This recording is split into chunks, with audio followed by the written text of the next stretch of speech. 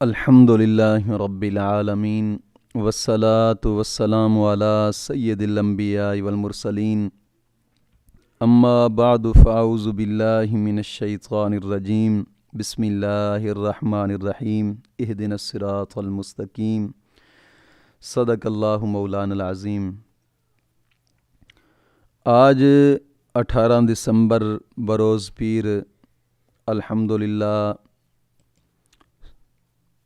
سبق تفسیر شریف کا شروع ہونے لگا ہے،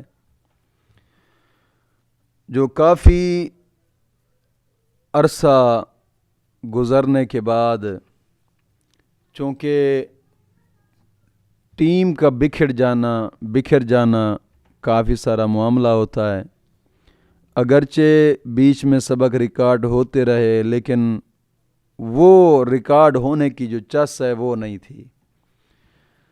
اب الحمدللہ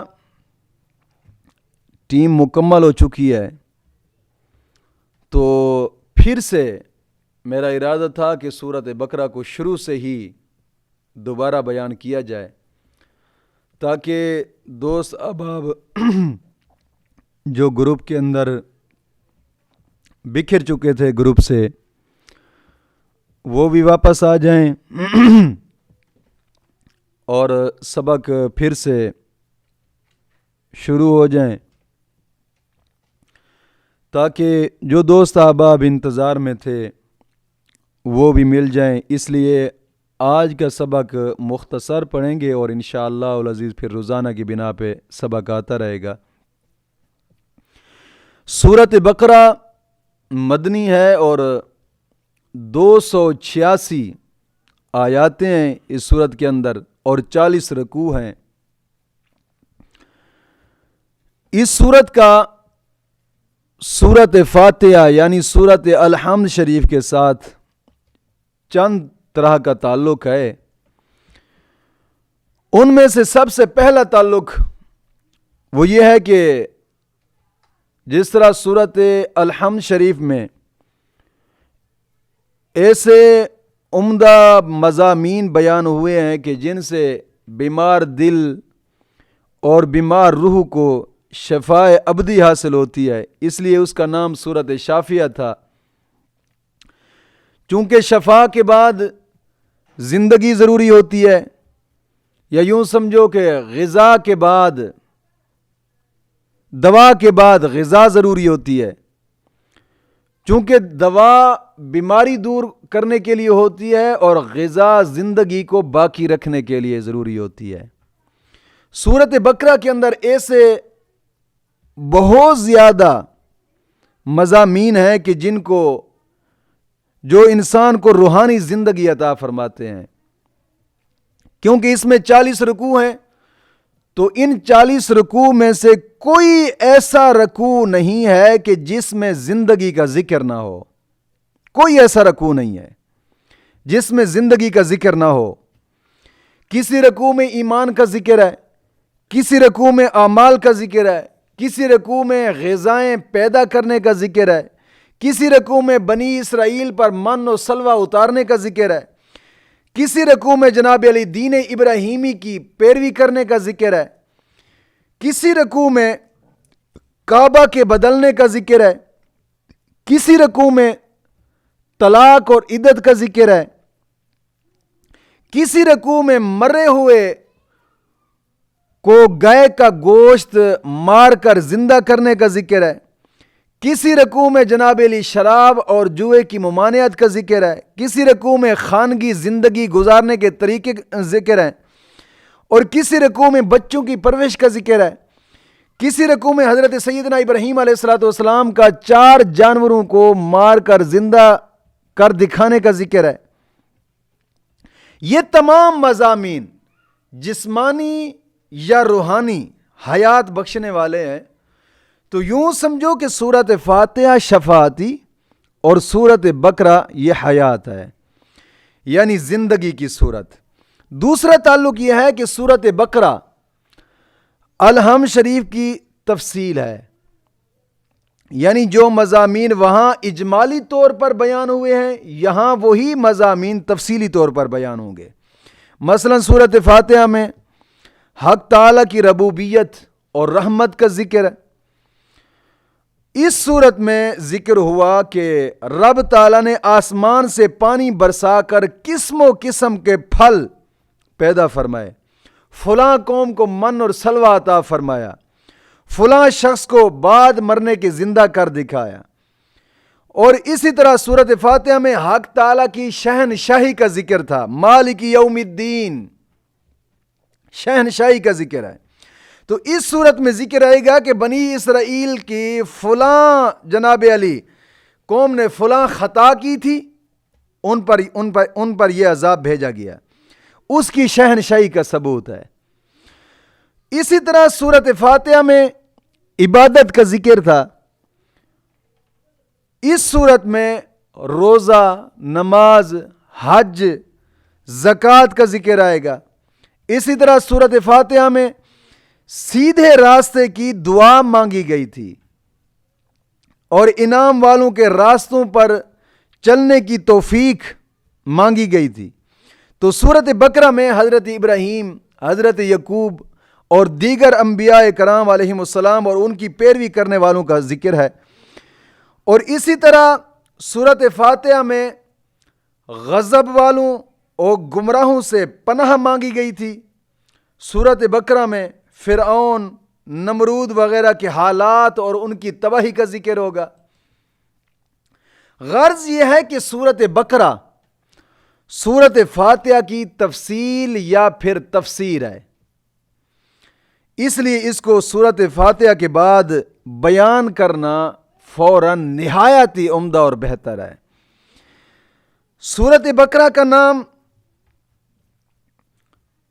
سورۃ فاتحہ کے اول میں یہ عرض کر چکے ہیں کہ سورہ کا نام اس کے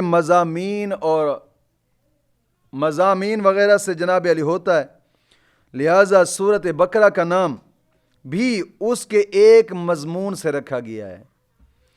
بقرہ کے معنی ہوتے ہیں گائے، بیل. چونکہ اس میں گائے کے ذبح ہونے کا ذکر ہے، اس کے ذریعے سے ایک مقتول کو جناب علی زندہ کرنے کا ذکر ہے، اس لیے اس کا نام بھی سورۃ بقرہ رکھا گیا ہے. اگرچہ اس میں اور بھی بہت اعلیٰ مضامین ہیں، لیکن گائے کا یہ عجیب و غریب قصہ ہے اس سورت کے اندر جو ذکر کیا گیا ہے. صرف یہ قصہ صرف اور صرف پورے قرآن کریم میں یہ گائے والا جو قصہ ہے صرف اور صرف اسی سورت میں ہے اور کسی سورت میں نہیں ہے. اس لیے اس گائے والے قصے کی وجہ سے ہی اس سورت کا نام سورۃ بقرہ رکھا گیا ہے. اور اس کی تفصیل ہم جناب علی موقع پر بیان کریں گے. اس واقعہ میں ہزارہا فائدے ہیں. تو سب سے پہلے اس سورت کے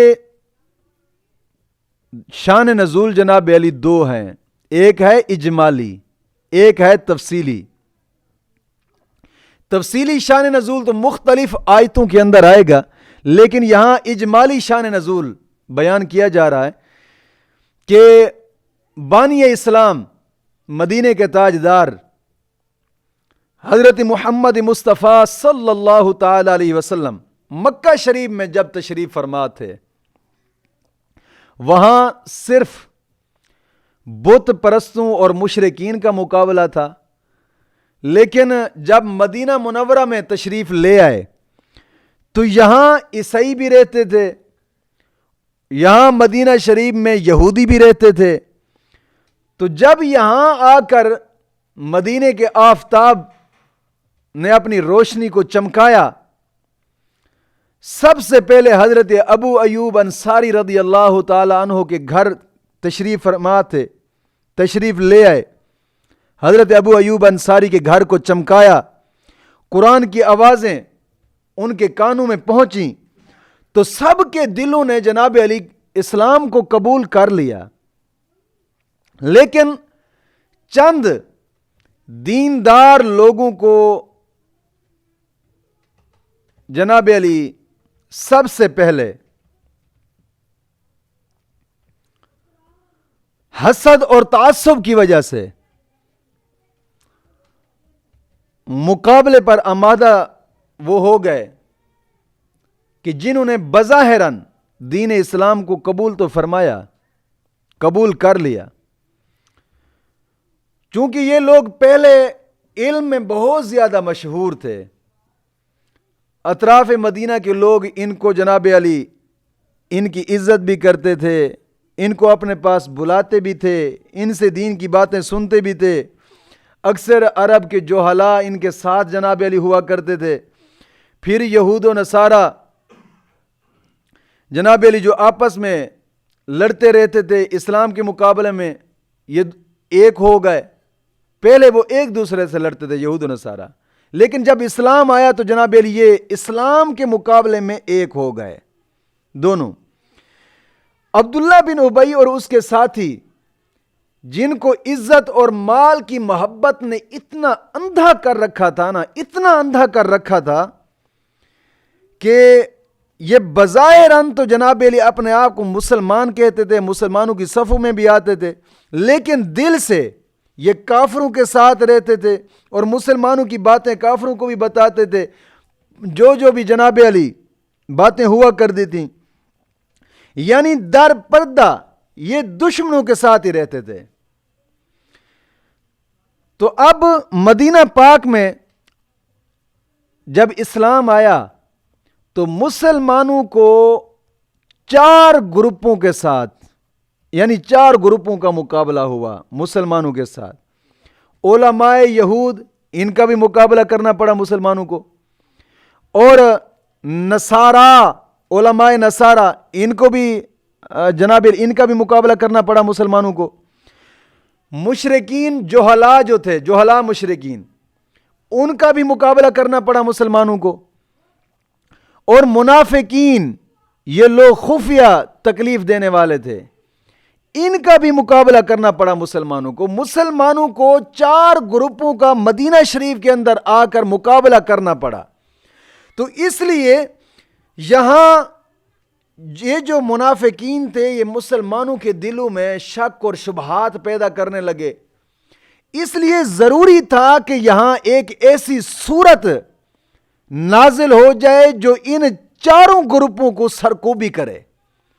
اس لیے یہاں ضرورت تھی، اس لیے سورۃ بقرہ کو یہاں نازل ہوئی، اور سورۃ بقرہ جب نازل ہوئی تو شک و شبہات بھی دور ہو گئے، ان 4 گروپوں کی سرکوبی ہو گئی، اور الحمدللہ دن بدن دن چڑھتا گیا، دن گزرتا گیا، وقت گزرتا گیا، اور اسلام کا جھنڈا مزید بلند ہوتا گیا۔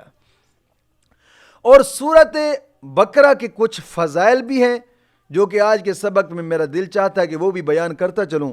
ارادہ تو تھا کہ صرف شروحات کی جائے تاکہ سورۃ بقرہ کے کچھ فضائل بھی بیان کیے جائیں۔ سب سے پہلے مسلم شریف کی ایک حدیث مبارکہ ہے جو کہ حضرت سیدنا انس رضی اللہ تعالیٰ عنہ اس حدیث کے راوی ہیں۔ وہ کہتے ہیں کہ ہم میں سے جو شخص سورۃ بقرہ اور سورۃ آل عمران جانتا تھا اس کی بڑی عزت ہوا کرتی تھی۔ حضرت انس کہتے ہیں جو سورۃ بقرہ اور سورۃ آل عمران جانتا تھا بڑی اس کی عزت ہوا کرتی تھی، بڑی عزت ہوا کرتی تھی۔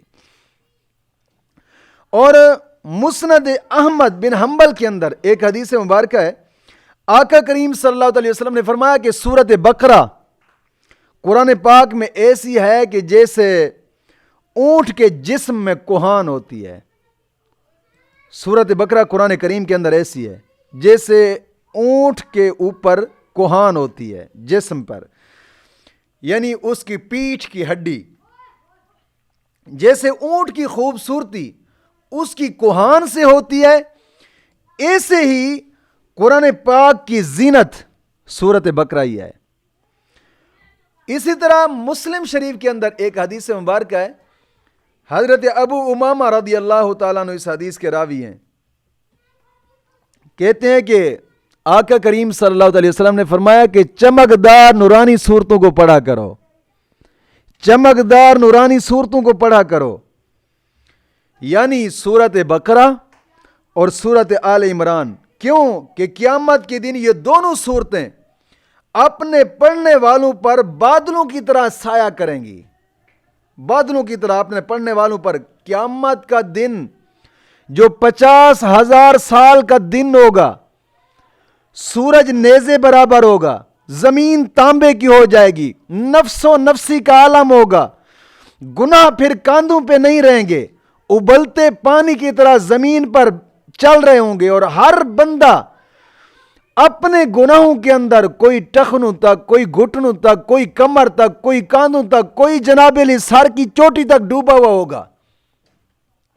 اس مشکل وقت میں یہ صورتیں اپنے پڑھنے والوں کے اوپر بادلوں کی طرح سایہ کر کے جناب علی چھا کریں گی. جب 50,000 سال کا دن ہوگا، سورج نیزے برابر ہوگا، یہ صورتیں بادلوں کی طرح سایہ کر کے اپنے پڑھنے والوں کی طرف اوپر رہیں گی اس مشکل وقت میں.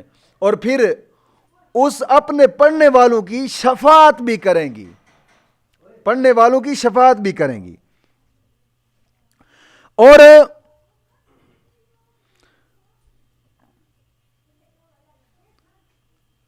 تفسیر عزیزی کے اندر ایک بات ہے کہ نبی کریم صلی اللہ علیہ وسلم نے فرمایا، جو شخص جمعہ کی رات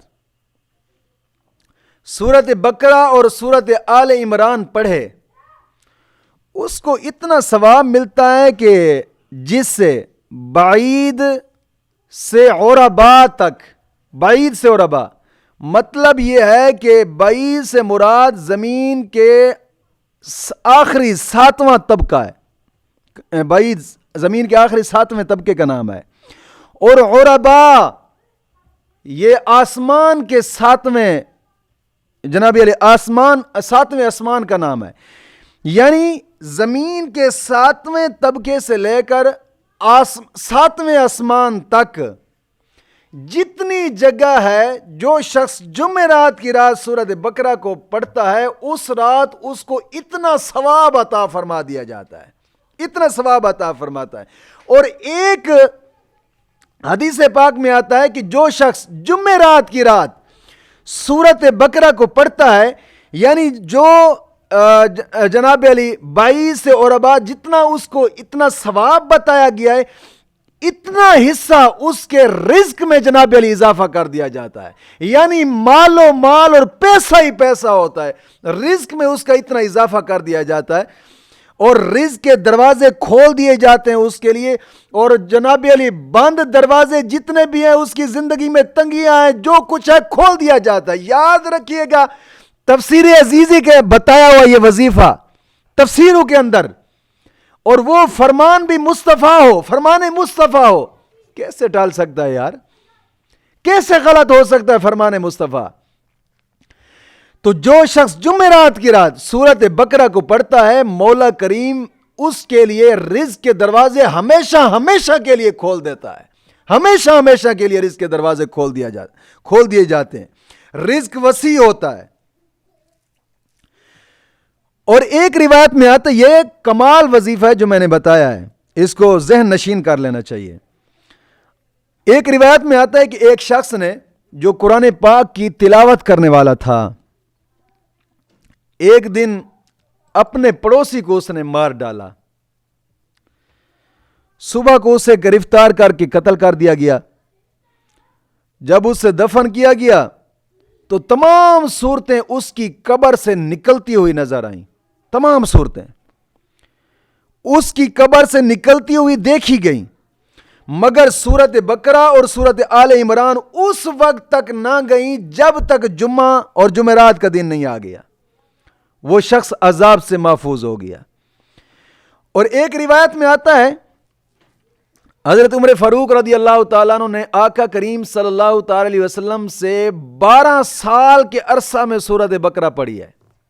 حضرت عمر فاروق نے 12 سال کے عرصہ میں سورۃ بقرہ پڑھی ہے. اور اب سوچیں کہ جس دن سورۃ بقرہ ختم ہوئی نا، اس دن حضرت عمر فاروق نے ایک اونٹ منگایا، اونٹ منگا کر اس کو ذبح کیا، اور ذبح کر کے تمام صحابہ کی دعوت کی اور ان کو کھلایا.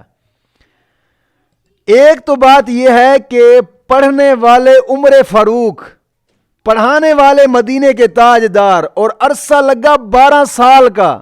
اب بتائیں کیا کیا مدینے کے تاجدار نے پڑھایا ہوگا اور کیا کیا عمر فاروق نے پڑھا ہوگا۔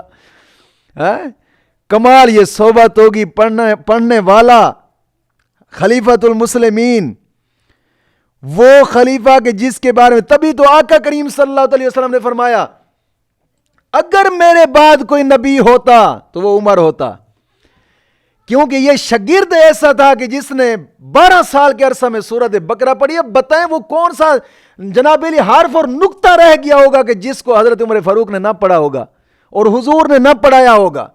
اس لیے حضور نے فرمایا کہ اگر میرے بعد کوئی نبی ہوتا تو عمر ہوتا۔ کیوں؟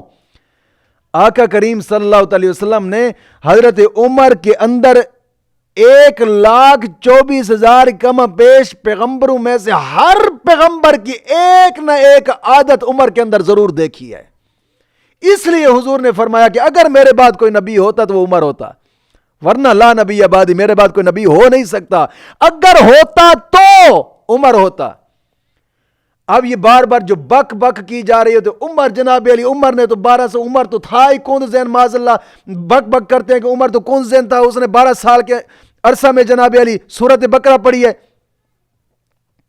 میں کہتا ہوں عقل کے اندھے یہ سورۃ بقرہ پڑھانے والے حضور، پڑھنے والے عمر، اور جو پڑھایا جا رہا تھا وہ رب کا کلام تھا۔ اس رب کے کلام کو 12 سال کے عرصے کے اندر جب عمر نے پڑھا تبھی تو آقا نے فرمایا تھا نا کہ میرے بعد کوئی نبی ہوتا تو وہ عمر ہوتا۔ عمر میں کمی کون سی تھی؟ کیا نبیوں میں کمی ہوتی ہے؟ کیا نبی کون ذہن ہوتے ہیں؟ نبی کو اتنا علم ہوتا ہے کہ اس کی اتنی امت کو نہیں ہوتا۔ اس لیے میرے آقا نے فرمایا ہے کہ عمر کے پاس جتنا علم ہے، صدیق اکبر کے بعد عمر تھے، صدیق اکبر کے بعد عمر کے پاس جتنا علم ہے کسی میرے صحابی کے پاس اتنا علم نہیں ہوگا سوائے ابو بکر کے، اور پھر امت میں سے کسی کے پاس اتنا علم نہیں ہوتا جتنا عمر کے پاس علم تھا۔ اس لیے آقا کریم صلی اللہ علیہ وسلم نے فرمایا کہ یہ عمر میرا ایسا صحابی ہے کہ اگر میرے بعد کوئی نبی ہوتا تو وہ عمر ہوتا۔ اور ایک دوسری بات یاد رکھیں کہ حضرت عمر فاروق نے رہتی دنیا تک ایک سبق دیا ہے۔ جب سورۃ بقرہ ختم ہوئی اور اونٹ ذبح کر کے دعوت کی ہے، سبھی کو کھلایا ہے، حضرت عمر فاروق نے رہتی دنیا تک یہ درس دیا ہے کہ جب بھی کبھی کوئی دینی کتاب ختم ہو تو ختم کرتے وقت کوئی نہ کوئی شیرینی تقسیم کر لینی چاہیے، اور خوشی منانا یہ بھی سنت صحابہ میں سے ثابت ہو گئی ہے کہ دین کی کوئی کتاب بھی ختم ہو اور اس ختم پر خوشی منانا اور کوئی چیز تقسیم کرنا یہ سنت صحابہ ہے۔ حضرت عمر فاروق نے ایک سورت مبارکہ ختم کی تو اونٹ ذبح کر دیا اور تمام صحابہ کرام کی دعوت کی اور کھلایا اور خوشی منائی۔ تو کتاب کے ختم ہونے پر چیز تقسیم کرنا، خوشی منانا یہ سنت صحابہ ہے۔ اور دوسری بات یہ ہے کہ قرآن پاک میں سب سے بڑی سورت یہی سورۃ بقرہ ہے۔ اس میں 286 آیاتیں ہیں، 40 رکوع ہیں، 6121 کلمے ہیں اس سورت کے اندر، اور 25,500 اس آیت کریمہ کے اندر رکوع سورت مبارکہ کے اندر جناب علی حرف ہیں۔ قرآن پاک میں سب سے بڑی آیت یعنی آیت مدینہ وہ بھی اسی سورۃ بقرہ میں ہے۔ ابن عربی کہتے ہیں کہ سورۃ بقرہ میں 1000 حکم ہے، 1000 حکم ہے، اور 1000 نہیں ہے، اور 1000 خبریں ہیں اس سورۃ بقرہ کے اندر۔ یعنی جس قدر احکام اس سورت میں اتنے اور سورتوں میں احکام نہیں ہے۔